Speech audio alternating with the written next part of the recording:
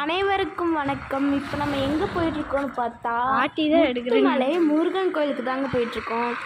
அதாவது பஸ் விட்டு இறங்கி நடந்து போயிட்டுருக்குறோம். இப்போ கோயிலை நோக்கி செம்ம டயர்டாக இருக்குது பஸ்ஸில் வந்தது.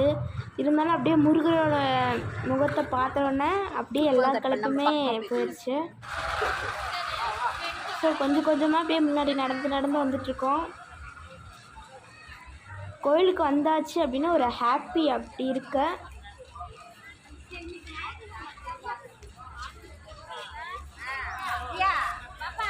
கோவிலில் கொஞ்சம் கூட்டமாக தான் இருக்கு.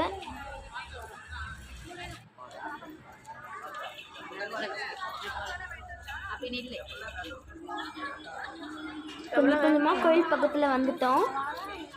காலில் முருகர் செம்ம அழகாக இருக்கார்.